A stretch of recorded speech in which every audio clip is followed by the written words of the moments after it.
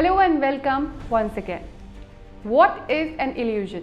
अगर आपसे कोई पूछे कि इल्यूजन किसे कहते हैं तो आप क्या कहेंगे? जाहिर तौर पर आप कहेंगे इल्यूजन का मतलब है फॉल्स अपीयरेंस और डिसेप्टिव इम्प्रेशन, यानी जब कोई चीज़ सच लगे, रियल लगे लेकिन असलियत में अनरियल हो या गलत हो, और आसान भाषा में कहें तो भ्रम हो, झूठ हो या रियलिटी को लेकर गलतफहमी हो। लेकिन यही इल्यूजन अगर आर्ट बन जाए, इल्यूजन क्रिएट करना आपका टैलेंट बन जाए, तो आपको कहेंगे मैजिशियन, या फिर एक और नाम आपको दिया जा सकता है वेंट्रीलोक्विज्म।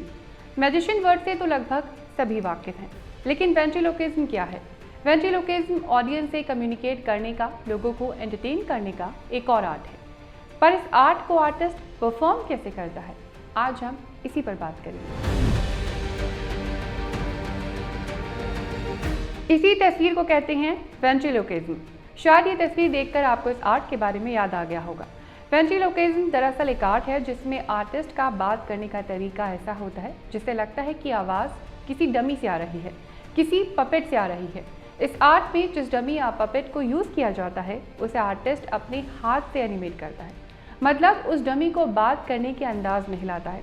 इस दौरान आर्टिस्ट अपने मुंह से नहीं बोलता बल्कि पेट से आवाज़ निकालता है, इसीलिए देखने वालों को इल्यूजन होता है कि आवाज़ डमी से आ रही है। और यही एक कला है, यानी बिना मुंह खोले, बिना होठ हिलाए पेट से आवाज़ निकालना। ये एक वोकल टेक्निक है। अक्सर हमने कई स्टेज शोज़ में इस आर्ट को देखा है। कई हॉलीवुड और बॉलीवुड फिल्म में इस आर्ट को इस्तेमाल किया है। ये जानकर शायद आपको हैरानी होगी कि वेंट्रीलोक्विज्म की शुरुआत एक रिलीजियस प्रैक्टिस के तौर पर हुई थी। तो पहले जानते हैं वेंट्रीलोक्विज्म वर्ड आया कहाँ से। लैटिन लैंग्वेज से आया वर्ड वेंट्रीलोक्विज्म दो वर्ड को मिलाकर बना है। वेंटर मीन्स बेली यानी पेट, और लोकी मीन्स स्पीक मतलब बोलना, यानी पेट से बोलने की टेक्निक को वेंट्रीलोक्विज्म कहते हैं।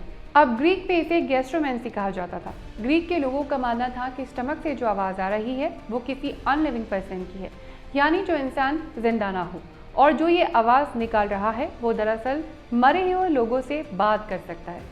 एंशिएंट रोमन में भी इनिशियली वेंट्रीलोक्विज्म की आर्ट को कुछ इसी तरह समझा जाता था। उन्हें लगता था कि इसके जरिए वेंट्रीलोक्विस्ट मरे हुए लोगों से बात करने का राज जानते हैं। लेकिन 17वीं सेंचुरी में लोगों को समझ आया कि एक वोकल आर्ट है, यानी बोलने की कला है, और इंग्लैंड में स्पिरिचुअल फोर्सेस से एंटरटेनमेंट की तरफ वेंट्रीलोक्विज्म की आर्ट शिफ्ट हो गई। 1754 में इंग्लिश पेंटर और कार्टूनिस्ट विलियम होगार्थ ने अपनी पेंटिंग में इस आर्ट को दिखाया। 19वीं सेंचुरी में ये आर्ट फेयर्स, कार्निवल्स यानी मेलों में एंटरटेनमेंट के लिए यूज़ की जाने लगी। 20वीं सेंचुरी में इस आर्ट की पॉपुलैरिटी और बढ़ी, और इसका क्रेडिट जाता है अमेरिका के बेहद फेमस वेंट्रीलोक्विस्ट, कॉमेडियन, एक्टर और रेडियो परफॉर्मर एडगर बर्गन को। एडगर बर्गन अपने फेमस डमी कैरेक्टर या कहें डमी पार्टनर चार्ली मैकार्टी के लिए जाने जाते हैं। एडगर बर्गन का ये डमी पार्टनर उनके साथ स्कूल डेज से था। चार्ली मैकार्टी को बर्गन का ऑल्टर ईगो भी कहा जाता था, यानी चार्ली वो सब कहता था जो बर्गन अपनी रियल लाइफ में नहीं कह पाते थे। एडगर बर्गन और उनके फेमस कैरेक्टर को कई हॉलीवुड मूवीज में दिखाया गया। एडगर बर्गन ने कई और वेंट्रीलोक्विस्ट आर्टिस्ट को इंस्पायर किया, जिनमें जेफ डनहैम, टेरी फेटर, शेरी लुइस जैसे फेमस आर्टिस्ट शामिल हैं। इंडिया में वेंट्रीलोक्विज्म आर्ट को पॉपुलर करने का क्रेडिट जाता है वाई.के. पाध्ये और एम.एम. रॉय को। वाई.के. पाध्ये के बाद उनके बेटे रामदास पाध्ये ने इस आर्ट को लोगों के बीच पॉपुलर करने की जिम्मेदारी संभाली। रामदास पाध्ये ने TV shows, stage shows, feature films में अपनी आर्ट से ऑडियंस को एंटरटेन किया। उन्होंने तकरीबन 9000 से ज़्यादा शोज किए हैं। रामदास पाध्ये के बेटे सत्यजीत पाध्ये भी एक वेल नोन वेंट्रीलोक्विस्ट हैं।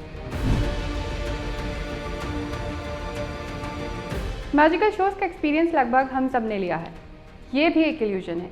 इस आर्ट में मैजिकल ट्रिक्स के जरिए ऑडियंस को एंटरटेन किया जाता है। आर्ट ऑफ मैजिक दुनिया की सबसे पुरानी आर्ट्स में से एक है, और ये आज भी एग्जिस्ट करती है। हालांकि ग्रीक और पर्शियन में मैजिक भी एक सुपर नेचुरल एक्टिविटी की तरह देखा जाता था, लेकिन 19वीं सेंचुरी में मैजिक एक एंटरटेनमेंट स्किल की तरह इस्तेमाल किया जाने लगा। उस वक्त के फेमस मैजिशियन जीन रॉबर्ट ने इसे पॉपुलर थिएटर आर्ट बनाने में इंपॉर्टेंट रोल प्ले किया। 20वीं सेंचुरी में इस आर्ट को दुनिया भर में कमर्शियल सक्सेस मिली, और ये सेंचुरी इस आर्ट के लिए गोल्डन एज कही जाती है। मैजिकल ट्रिक्स के former US president Barack Obama भी शायद काफ़ी इंप्रेस थे। अमेरिका के फेमस मैजिशियन डेविड ब्लेन ने former US president Barack Obama के लिए एक्सक्लूसिव परफॉर्मेंस दी। मैजिकल ट्रिक्स का ही एक पार्ट है मेंटलिज्म, जो आजकल काफ़ी फेमस है। मेंटलिज्म में परफॉर्मर ऐसा इंप्रेशन क्रिएट करता है कि वो आपके माइंड को पढ़ सकता है, यानी वो आपके थॉट्स को रीड कर सकता है। ये भी एक तरह का इल्यूजन है, क्योंकि मैजिक को डिटेल में पढ़े तो ये साइंस है, और साइंस को आर्टिस्टिक वे में ऑडियंस के सामने प्रेजेंट करना ही मैजिकल आर्ट है। तो वेंट्रिलोक्विज्म और मैजिक की आर्ट कम्युनिकेशन का एक और तरीका है। उम्मीद है ये टॉपिक आपको समझ आया होगा। किसी और आर्ट के बारे में अगर आप डिटेल वीडियो चाहते हैं तो कमेंट बॉक्स में लिखकर हमें बता सकते हैं। और अगर ये वीडियो पसंद आया तो इसे लाइक करिए, शेयर करिए और चैनल सब्सक्राइब कीजिए।